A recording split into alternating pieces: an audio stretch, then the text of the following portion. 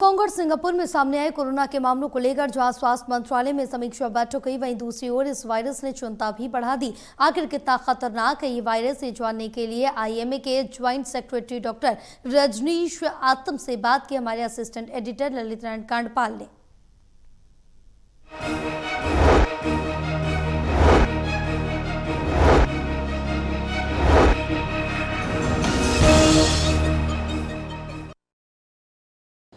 Singapore और Hong Kong में जिस तरीके से कोरोना के मामले सामने आए हैं, उसके बाद से कल स्वास्थ्य मंत्रालय में एक अहम बैठक हुई है। इस बैठक में देश में तैयारियों को लेकर रिव्यू किया गया है और जिस तरीके के मामले दुनिया भर में आ रहे हैं उनको लेकर भी एक समीक्षा बैठक हुई है। सबसे महत्वपूर्ण बात यह है कि आज शिल्पा शिरोडकर जो कि एक एक्ट्रेस हैं वो भी पॉजिटिव आई हैं। क्या ये वास्तव में चिंता का विषय है? कोविड का जो मामला है, क्या जो ये वायरस निकलकर सामने आया है, क्या ये इतना स्ट्रॉन्ग है कि ये लोगों को परेशान कर सकता है, एक बार फिर वैसी ही स्थिति ला सकता है? इस पर बात करने के लिए हमारे साथ मौजूद हैं इंडियन मेडिकल एसोसिएशन के जॉइंट सेक्रेटरी डॉक्टर रजनीश आतम। उनसे बात करते हैं।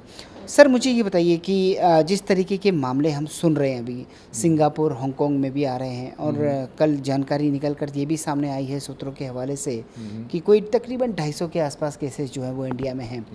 इसे आप कैसे देखते हैं? तो बेसिकली कोविड वायरस तो एक एंडेमिक वायरस है जो इंडिया में अप एंड डाउन करता रहेगा।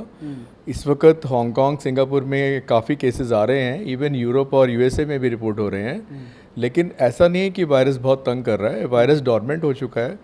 इंडिया में मोस्टली लोग वैक्सीनेटेड हैं, मोस्टली लोगों को कोविड हो चुका है, तो सबकी हर्ड इम्यूनिटी बन चुकी है। तो किसी को अगर कोविड हो भी रहा है तो वो उतना ख़राब नहीं है and people are able to fight it out. सिर्फ ये देखना है कि जो ज़्यादा प्रोन पॉपुलेशन है, जैसे घर में बड़े बूढ़े हैं या जिनको कैंसर है, ट्यूबरक्लोसिस है, इम्यूनोसप्रेसेंट डिजीज ड्रग्स पर हैं जो लोग, जिनकी इम्यूनिटी बहुत ज़्यादा कम है, उनको हमें बचा के रखना है।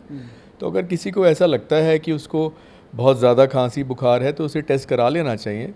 Although routine testing is not recommended, routine testing अभी अवेलेबल भी नहीं है, तो ऐसा कुछ लगता नहीं है। बाकी डेफिनेटली जो पेशेंट आईसीयू में गए हैं या जो सीवियर केसेस हैं और टेस्ट हुए हैं उनमें कुछ स्कैटर्ड केसेस पॉजिटिव आ भी रहे हैं, लेकिन जनरल पॉपुलेशन के लिए कोई वरी की बात नहीं लगती है। तो आपको क्या लगता है, जो सिंगापुर में और जो हांगकांग में जो वायरस आया है, क्या वो इतना इफेक्टिव है कि वो पिछली बार की तरह देश में एक तरह से वैसी स्थिति तक हमको लेकर जा सकता है? थोड़ी थोड़ी म्यूटेशंस हर वायरस में होती रहती हैं in spite of the immunity of the population. लेकिन क्योंकि ये वायरस पहली बार तो एनिमल से ह्यूमंस में आया था तो बहुत ज़्यादा त्रासदी कर दी थी।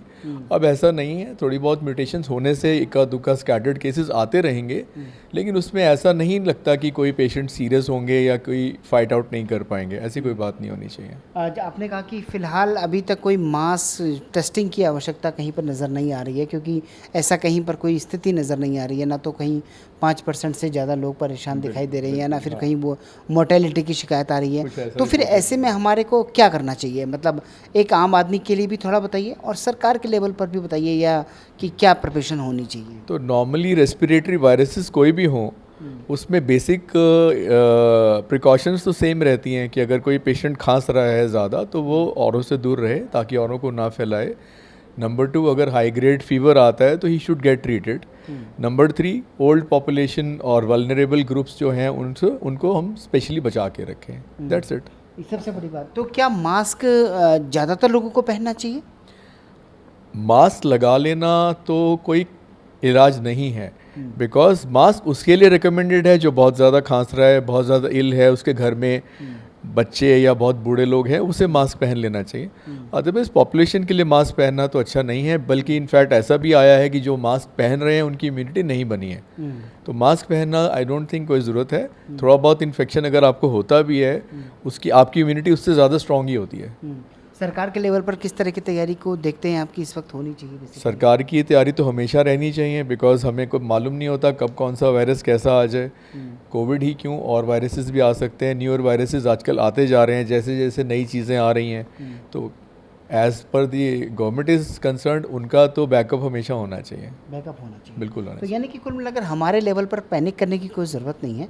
अगर आपको कहीं पर कुछ लगता है तो आप डॉक्टर से कंसल्ट करें। हाँ, अगर आपको कोई सीवियर वायरल लगता है तो आप ज़रूर डॉक्टर को कंसल्ट करें और अप्रोप्रिएट ट्रीटमेंट लें।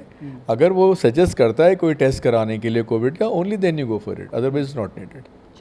तो कुल मिलाकर हांगकांग और सिंगापुर में जिस तरीके का वायरस सामने आया है, ज़्यादातर जो डॉक्टर्स हैं, ज़्यादातर जो इस फील्ड से जुड़े हुए एक्सपर्ट्स हैं, उनका मानना है कि फ़िलहाल अभी तक उस वायरस में इतना म्यूटेशन नहीं है कि वो इस तरीके से ज़्यादा बड़े स्तर पर कोई असर डाल सकता है। लेकिन हाँ, अगर आपको कुछ ज़्यादा ही फ्लू के लक्षण दिखाई दे रहे हैं तो आप डॉक्टर से संपर्क कर सकते हैं, और उस स्थिति में अगर डॉक्टर आपको सजेस्ट करता है कि आपको टेस्ट कराना चाहिए तो फिर आप करा सकते हैं।